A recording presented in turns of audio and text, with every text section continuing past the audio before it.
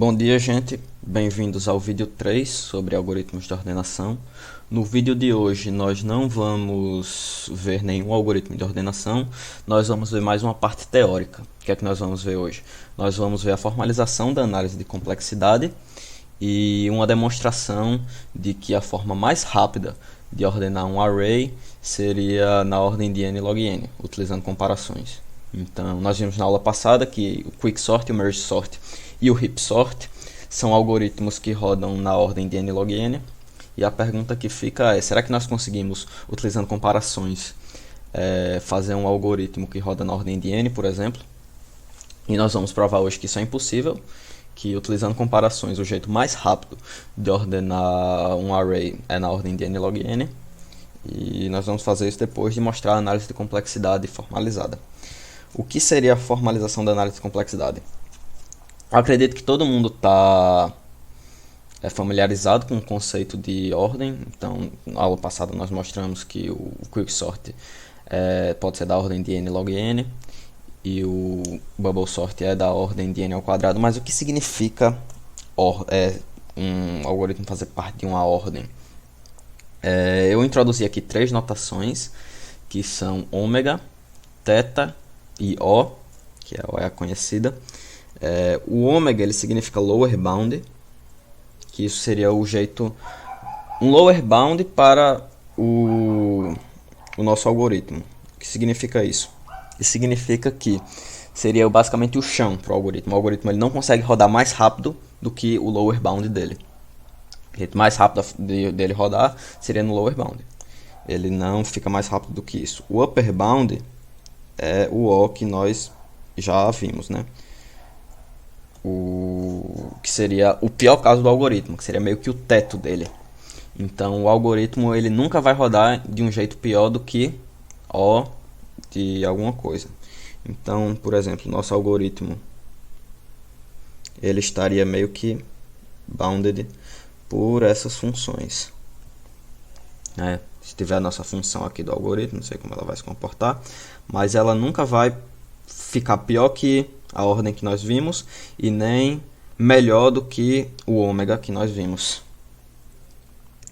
Mas o que seriam esses conceitos formalizados? Vamos começar com o lower bound. Tanto o lower bound quanto o upper bound, então se um algoritmo é da ordem de n ao quadrado, ordem de n ao quadrado significa uma função. Então essa notação ômega, na verdade, ômega de alguma função é um conjunto. E o que seria, quais seriam os elementos desse conjunto? Os elementos desse conjunto seriam funções. Seria um conjunto de funções f de n, tal que existem constantes, uma constante c maior que zero, e alguma constante n0 maior que zero, tal que 0 é menor ou igual a c vezes g de n,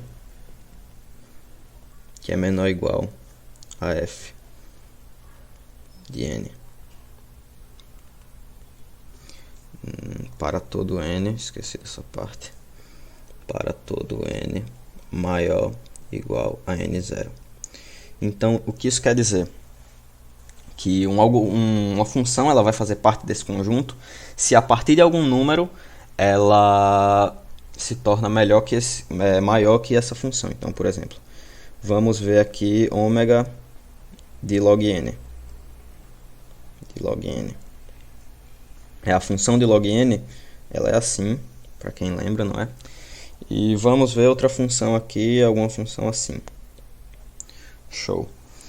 Nós dizemos que essa função f aqui, que essa aqui está crescendo mais aqui, ela é da ordem do ômega de log n, porque a partir desse ponto n0 aqui, ela está crescendo, ela está sendo maior do que o log n para todos os valores. Então, a partir desse n0 aqui, a função f de n é maior que a função g de n para todos os casos. Para qualquer número que você me der maior que n0, f de n vai ser maior que log de n. Então, f de n pertence a esse conjunto aqui. Então esse seria o lower bound. O log de n seria o lower bound para essa função. A partir desse ponto aqui, a função sempre vai executar maior do que log de n. Não importa como ela for, ela sempre vai executar pior do que da ordem de log n. Então log n seria o piso dela. A constante que nós estaríamos multiplicando aqui seria 1 no caso, mas nós vamos ver alguns outros exemplos que vai deixar isso mais claro. Vamos fazer um teste agora. Vamos ver quais dessas funções são de ômega de n ao quadrado. Vamos ter a função 4 log n. Será que essa função ela é ômega de n ao quadrado? Vamos traçar o gráfico das duas para nós termos uma comparação.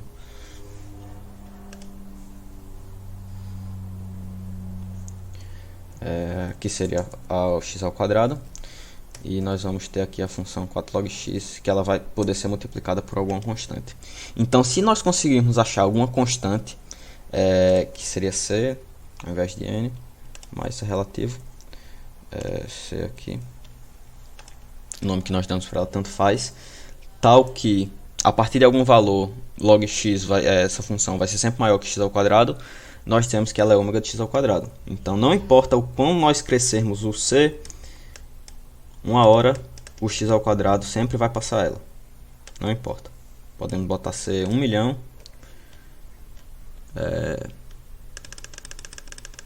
Que uma hora x ao quadrado vai passar ela. Sempre. Então, 4 log de x não pertence a ômega de n ao quadrado. Agora vamos ver a função 1 meio de n ao cubo. Será que ela faz parte desse conjunto? 1 meio de x ao cubo.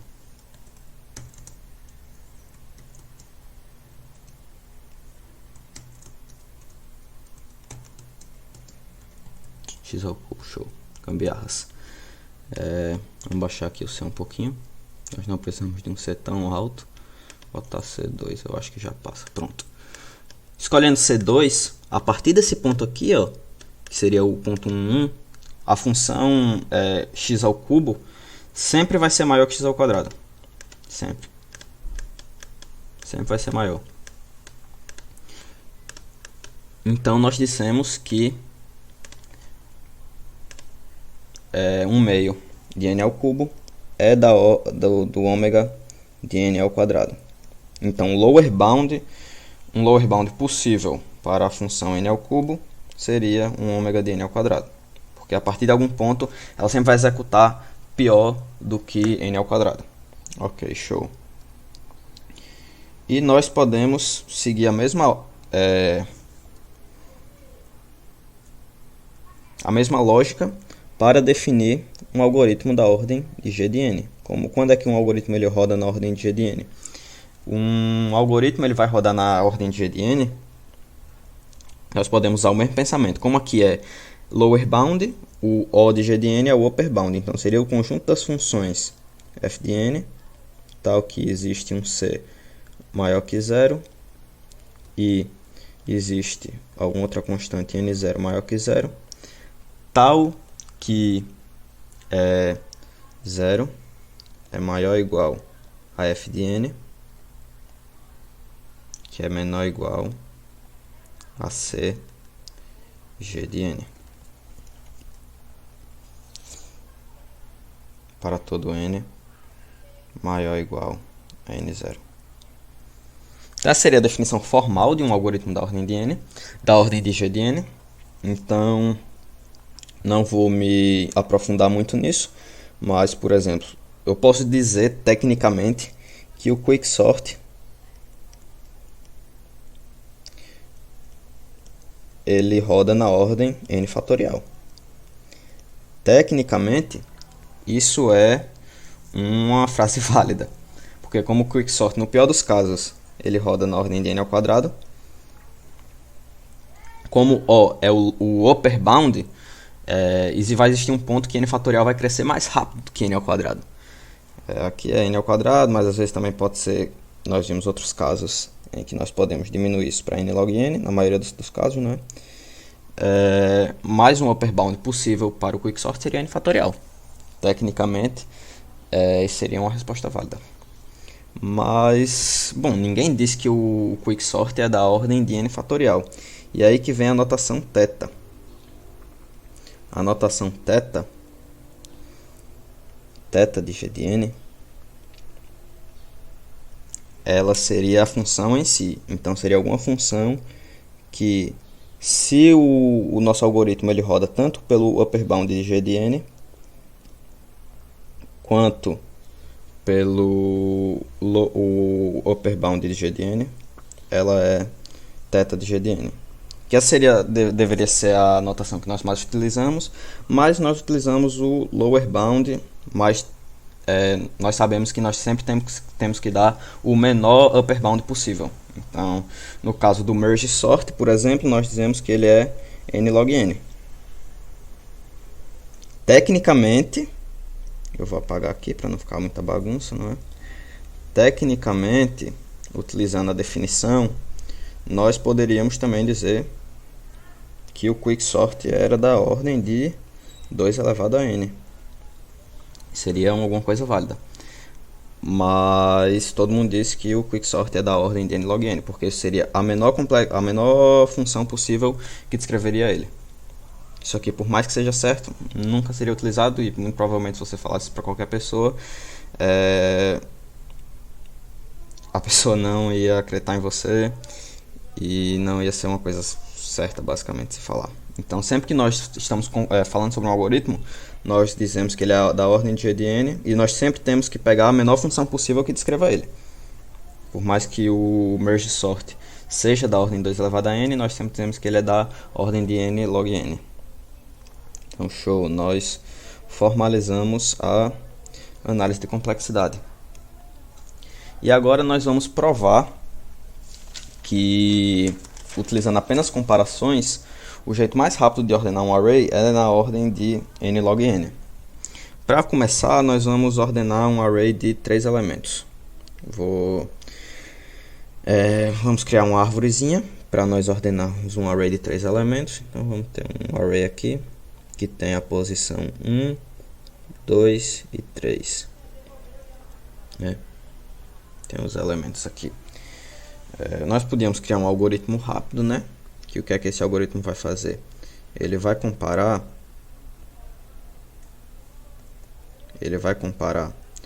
o elemento que está na posição 1 com o elemento que está na posição 2. Se o elemento que está na posição 2 for maior ou igual, ele precisa comparar o elemento que está na posição 2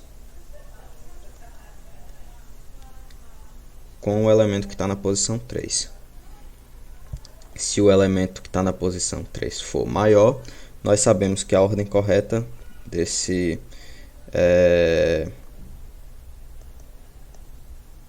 array é 1, 2, 3, né? Sendo que se 2 for maior que 3, nós sabemos que 2 é maior que 1 e que 2 é maior que 3. Mas será que 3 é maior que 1? Aí nós teremos que fazer outra comparação. Será que o elemento na casa 1 é maior que o elemento na casa 3? Se o elemento que está na casa 3 for maior ou igual, nós sabemos que a ordem correta seria 1, 3, 2. E se o elemento que está na casa 1 fosse maior, nós sabemos que a ordem certa é 3, 1, 2. Show. Mas se o elemento que está na casa 1 for maior que o elemento que está na casa 2, aí nós precisamos comparar o elemento que está na casa 1 com o elemento que está na casa 3. E se o elemento que está na casa 3 for maior ou igual, nós sabemos, bom, 3 é maior, o elemento que está na casa 3 é maior que o elemento que está na casa 1, que é maior que o elemento que está na casa 2. Então a ordem certa seria 2, 1, 3. Vou circular aqui nossos achados, utilizando apenas comparações, não é? Nós conseguimos ordenar o array.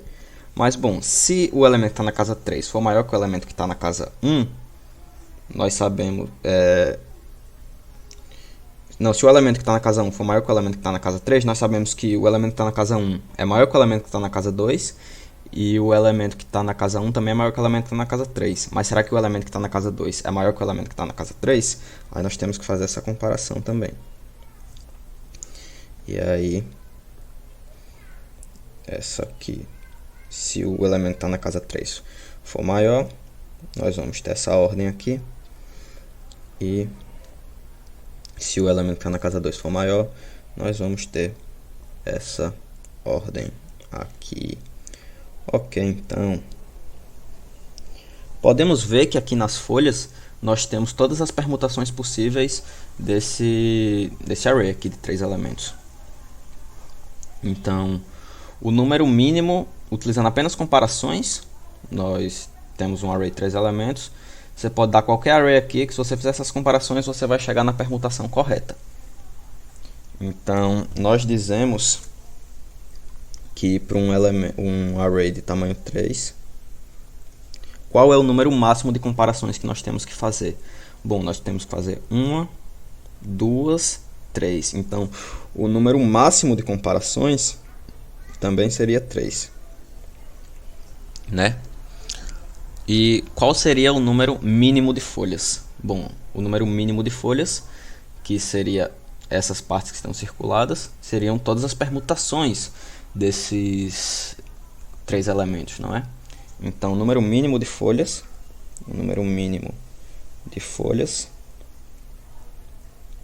seria n fatorial, né?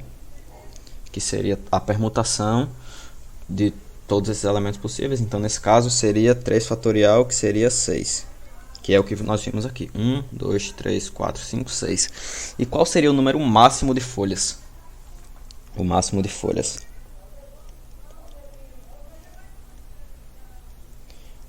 Vamos supor que nós estamos fazendo até comparações inúteis. O número máximo de folhas nesse caso seria se nós traçarmos uma folha aqui também, né? Aqui e outra aqui. Cada um vai dividindo por 2. Então, vamos ver, por exemplo, se nós temos uma árvore que tem tamanho 1, vamos ver aqui embaixo, ela tem 2 folhas no máximo. Sendo que se nós termos uma árvore de tamanho 2, ela agora vai ter 4 folhas. Uma árvore de tamanho 3, ela vai ter 8 folhas. Né? Não vou perder muito tempo aqui. Então, o número máximo de folhas seria 2 elevado ao tamanho dela, o tamanho máximo dela, que seria o 3 aqui. Então, seria 2 elevado a max. Que max também seria o número de comparações. Então, nesse caso, seria 8. Que seria o caso de nós dividirmos aqui também e dividirmos aqui também. Que seriam nós podemos fazer uma comparação inútil aqui, que seria comparar 1 com 3, mas não é necessário. Se nós sabemos que 3 é maior que 2, que é maior que 1, nós não precisamos comparar 3 e 1, porque nós já chegamos no resultado correto. Então, o que nós precisamos saber é isso daqui. E só com essa informação, nós conseguimos demonstrar que o jeito mais rápido de ordenar um array é da ordem de n log n. Então, esse foi só um exemplo. Não é? Mas nós chegamos na informação que nós queríamos. Show! E nós sabemos que, obviamente, o número mínimo de folhas é menor que o número máximo. Menor ou igual sempre que o número máximo.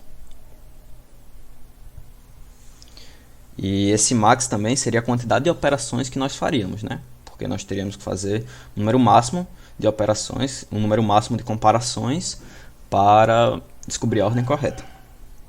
Então, se nós jogarmos isso daqui para o outro lado, nós vamos ter log 2 de n fatorial é menor ou igual a max. E é isso que nós queremos descobrir. Qual é a quantidade máxima de operações que nós precisamos fazer para ordenar um array. O que seria log 2 de n fatorial?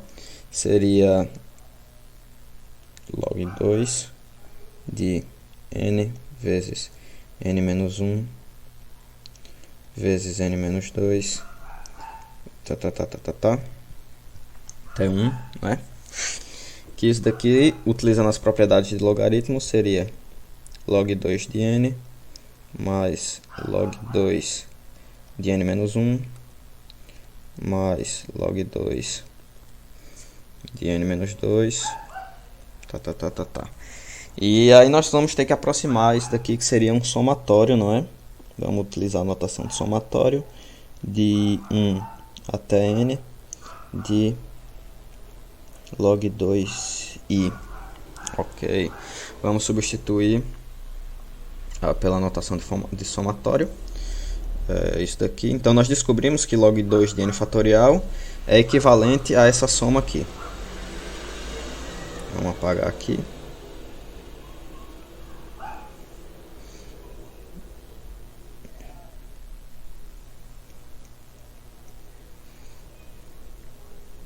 De log 2 de i.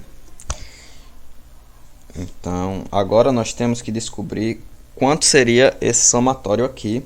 Que quando nós descobrimos esse somatório, nós sabemos que a quantidade máxima de operações vai ser sempre maior que o que está nesse somatório aqui. E nós conseguimos aproximar isso daqui, vamos apagar aqui, utilizando o cálculo. Como é que nós conseguimos aproximar isso daqui? Vamos desenhar aqui a função log 2 de x, não é? Ela cresce assim. Aqui seria o ponto 1. E o que seria esse somatório aqui? Seria log 1 mais log 2 mais log 3. E nós conseguimos fazer isso utilizando esse gráfico aqui. Por incrível que pareça. 3, 4, 5.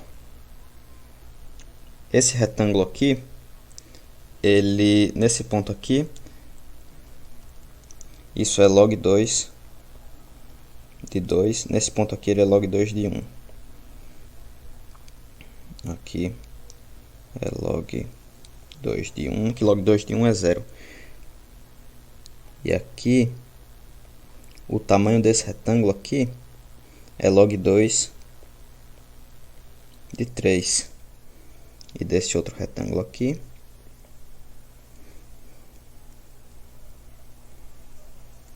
seria log 2 de 4. Então, como é que nós conseguimos aproximar esse somatório? A área disso daqui, nós sabemos que esse lado aqui é log 2 de 2 e esse lado aqui é 1, porque a distância de 2 para 3 é 1. Então, o tamanho desse quadrado aqui seria log 2 de 2. Isso aqui é 0, só para ninguém confundir, então nem precisa. E qual o tamanho desse outro quadrado aqui? Seria log 2 de 3. E o desse outro quadrado aqui seria log 2 de 4. E se nós continuarmos fazendo isso daqui, log 2 de 5. Né? E nós podemos continuar fazendo isso muitas vezes. E para quem já estudou cálculo, nós também conseguimos aproximar a área disso daqui tudinho, não é?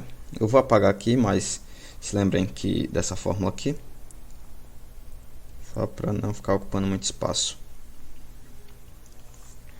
que a área embaixo desse negócio aqui, a área todinha aqui, seria integral. Então, a integral de log 2 de n de 1 até n, log 2 de n, não, vamos botar x aqui para não confundir, dx. E essa integral, ela é maior, igual do que o nosso somatório, né? Porque como os retângulos eles estão aqui, ó, mas eles ainda estão, a área deles, o somatório da área deles está sempre embaixo da função e está sendo menor que a área da função. Então, nós conseguimos chegar nisso daqui. Log 2 de i. E agora, nós só precisamos basicamente, resolver essa integral, que, spoiler, eu não vou perder muito tempo resolvendo ela. O resultado dela é x log 2x menos x sobre ln2. Que, como nós conseguimos ver, isso daqui seria da ordem de n log n, não é? Então, isso daqui seria o lower bound para algoritmos de comparação, que é como, substituindo lá naquela fórmula, nós conseguimos isso daqui, da ordem de n log n é menor ou igual a max. Então, o lower bound para algoritmos de ordenação utilizando apenas comparação é da ordem de do ômega de n log n. Nós não conseguimos ordenar mais rápido do que n log n. Então, essa foi uma aula mais teórica. Eu espero que tenha ficado tudo claro. E é basicamente isso. Tchau, galera. Obrigado para quem assistiu até aqui.